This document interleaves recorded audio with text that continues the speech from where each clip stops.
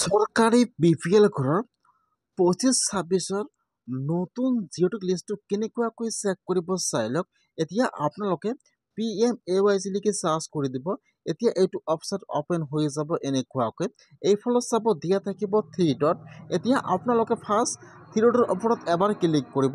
এতিয়া এইটো page open হৈ যাব। ইয়াত চাব 2 নম্বৰ দিয়া থাকিব আৱাজ শ্বপ। এতিয়া আপোনালোকে আৱাজ শ্বপৰ ওপৰত ক্লিক কৰিব। তাৰপিছত আপোনালোকে এতিয়া ৰিপৰ্টৰ ওপৰত ক্লিক কৰিব। এতিয়া আপোনাৰ ওচৰত এইটো পেজ অপেন হৈ যাব। এতিয়া আপোনালোকে অলপমান তলত আহি যাব। ইয়াত যিটো এছৰ 1 নম্বৰ অপশ্যন দিয়া আছে, এতিয়া আপোনালোকে এছৰ 1 নম্বৰ অপশ্যনৰ ওপৰত ক্লিক কৰিব। এতিয়া এইটো পেজ অপেন হৈ যাব। ইয়াত ফাৰ্ষ্ট আপোনাৰ এছৰ নাম আছাম চিলেক্ট কৰি লৈ ল'ব। তাৰপিছত ইয়াত আপোনাৰ ডিষ্ট্ৰিক্টৰ নাম চিলেক্ট কৰি লৈ ল'ব। তাৰপিছত ইয়াত আপোনাৰ ব্লকৰ নাম চিলেক্ট কৰি লৈ ল'ব। তাৰপিছত ইয়াত আপোনাৰ পঞ্চায়তৰ নাম চিলেক্ট কৰি লৈ ল'ব।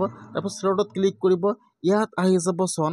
এতিয়া আপোনালোকে একেবাৰে তলত চাব দিয়া থাকিব 25-26 চিলেক্ট কৰি লৈ ল'ব। 25-26 চিলেক্টত ক্লিক কৰিব। ইয়াত 1 নম্বৰত আহি যায় প্ৰধানমন্ত্ৰী আৱাস যোজনা গ্ৰামীণ চিলেক্ট কৰি লৈ ল'ব। তাৰপিছত ইয়াত যে কেপচা আহি যায়, কেপচাটো সেইটো ঘৰত বহাই দিব।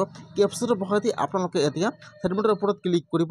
এতিয়া কিন্তু আপোনাৰ ওচৰত আপোনাৰ পঞ্চায়তৰ 25-26 নতুন জিঅ'টেক হোৱা লিষ্টটো ইয়াত অপেন হৈ যাব এনেকুৱাকৈ। ফাৰ্ষ্ট আপোনাৰ নাম আহি যাব, আপোনাৰ গাৰ্জেন নাম আহি যাব। এতিয়া আপোনালোকে লিষ্টটো চাই লওক যে আপোনালোকৰ লিষ্টত নামটো আহিছে নে অহা নাই। যদি আপোনালোকৰ জিঅ'টেক সম্পূৰ্ণ হৈ গৈছে, তেনেহ'লে আপোনালোকে আজি এনেকুৱাকৈ আপোনাৰ লিষ্টটো চেক কৰক। 25-26 চৰকাৰী BPL ঘৰৰ এইটো হৈছে কিন্তু 25-26 নতুন লিষ্ট।